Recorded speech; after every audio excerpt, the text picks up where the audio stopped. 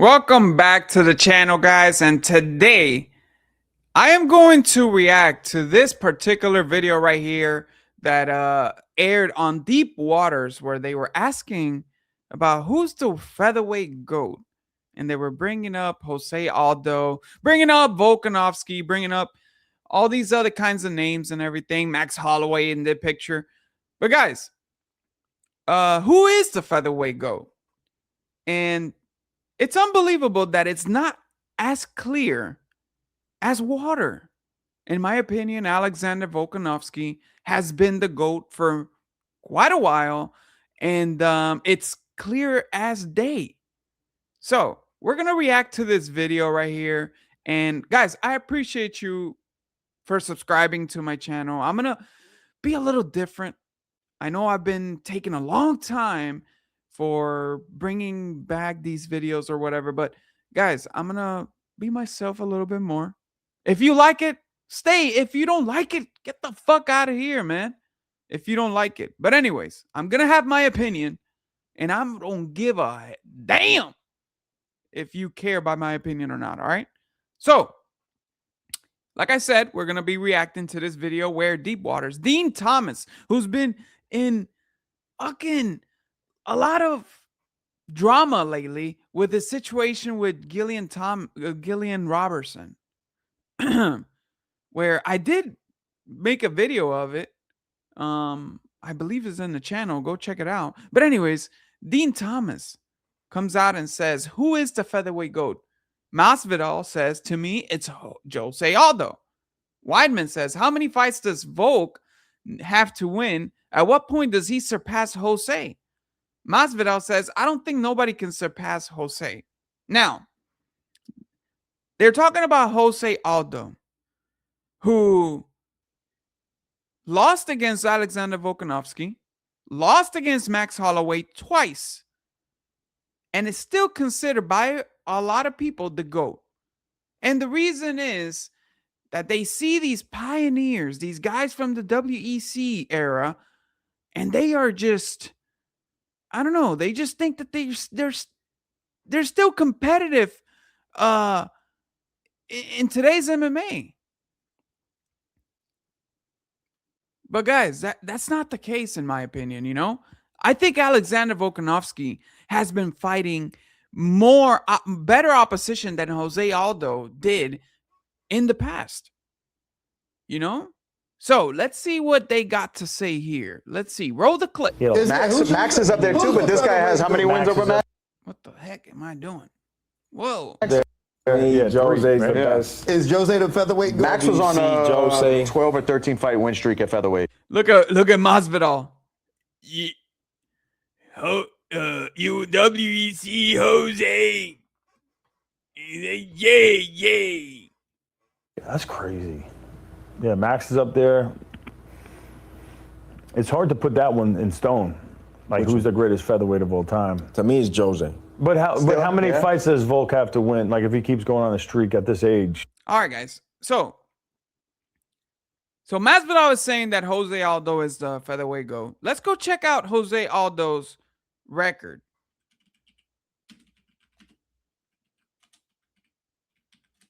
At Topology.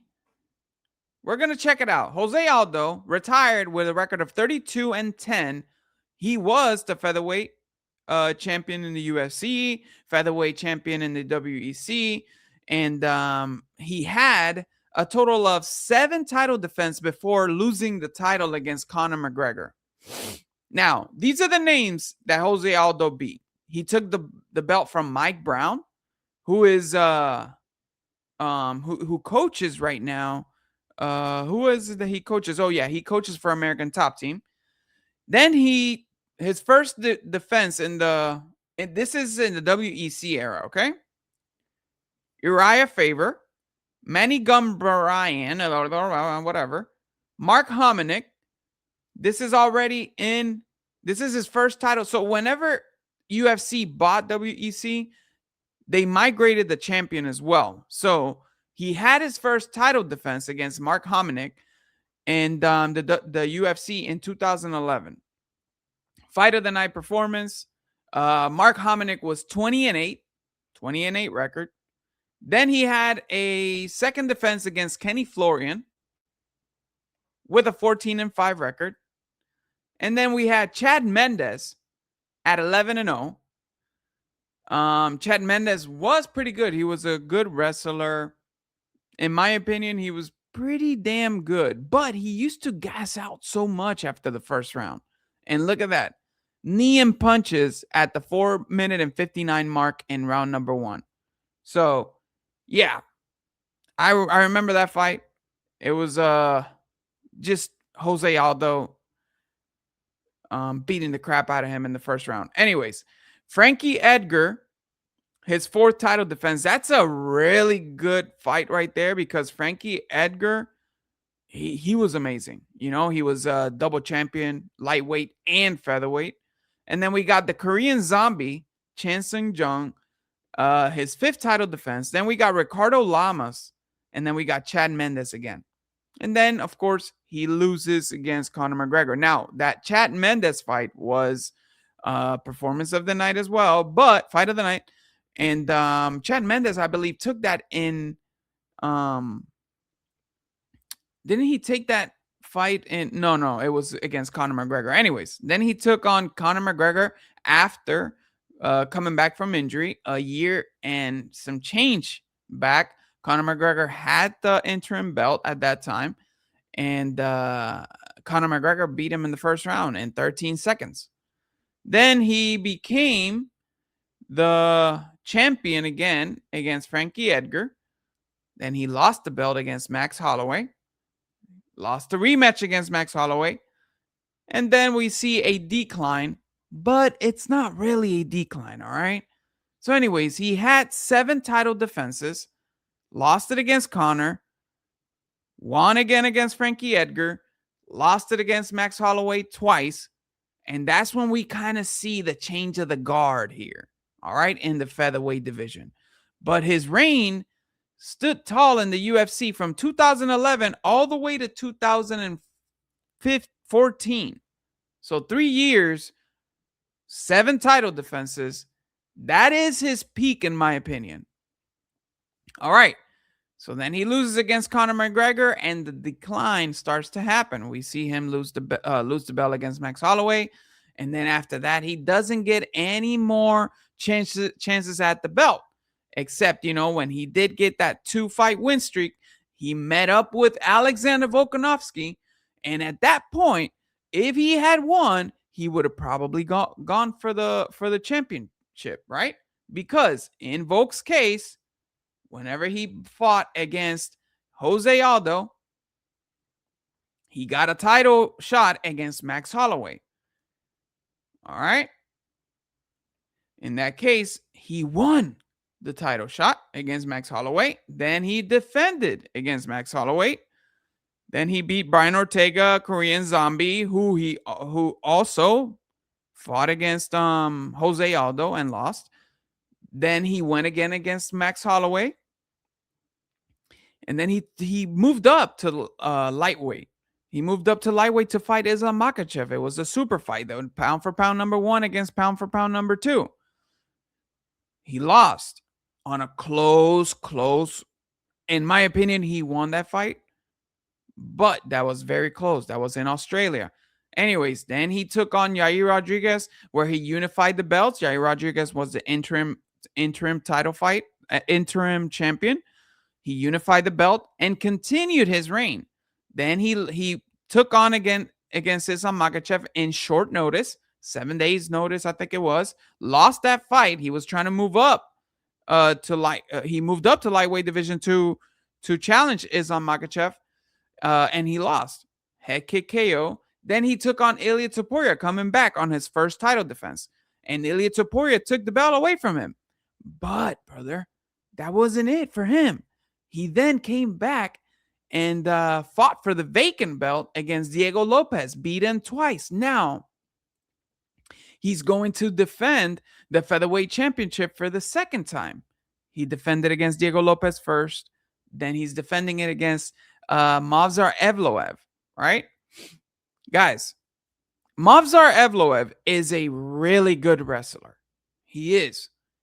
But if Volkanovski is able to beat him, he now goes over José Aldo for 9 UFC featherweight title fight wins. That's impressive because Aldo, he's tied up with Aldo. And in my opinion, that's probably the only guy left in the featherweight division that's really competitive. Diego Lopez is moving up. Ilia Topuria is no longer in the featherweight division. Who else? Laron Murphy lost to Movsar Evloev. Aaron Pico is still climbing up in the ranks, but he also lost to Laron Murphy. We got all these things in the featherweight divisions. Who we're going to bring up? Kevin Vallejos? Guys, yes, he's got power, but Volkanovski can school him at range. And he's not even rangy. He just he's got great IQ. And for guys like Kevin Vallejos, who's young, he's hungry for a win, but he also headhunts too much. I don't think he can catch Volk at this age, But anyways, yeah, Diego Lopez, in my opinion, was a very tough task for Volkanovski. And for him to do so well against him, the way he just beat him down, Diego Lopez just beat one of the guys that was, in my opinion, climbing up the ranks pretty good in Steve Garcia. But guys, let me not get away from what I'm trying to say here. Volkanovski has been the featherweight GOAT for a long time. He didn't need 9 UFC He doesn't need 9 UFC featherweight title wins in order to be better than Aldo. He already beat José Aldo. He beat a 32-year-old José Aldo where he was still very competitive. He had just beaten who he beat again? He had two great wins before going against Volkanovski. He had Renato Moicano, who he TKO'd in the second round, and he also TKO'd Jeremy Stephens in the first round. Back then, Jeremy Stephens was pretty damn good. He 28-14, scrappy guy. Renato Moicano 13-1, climbing up the ranks in the featherweight division. Then he moved up to lightweight. But guys, in my opinion, Volkanovski being pound for pound number 1, and right now he's pound for pound number 2 at his age. So yeah, he's got to be the featherweight GOAT, man. He's already the featherweight GOAT. Actually, in my opinion, when he beat Max Holloway and then he went on to fight Islam Makhachev, who right now is the champion at 170 pounds. Guys, that's 25 pounds difference between divisions. And Volkanovski arguably beat him.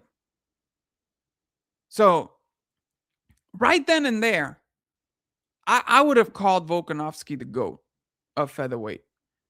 I would have, because he moved up to fight a guy that was so good in Islam Makhachev and performed that well. I would just call him the GOAT right then and there.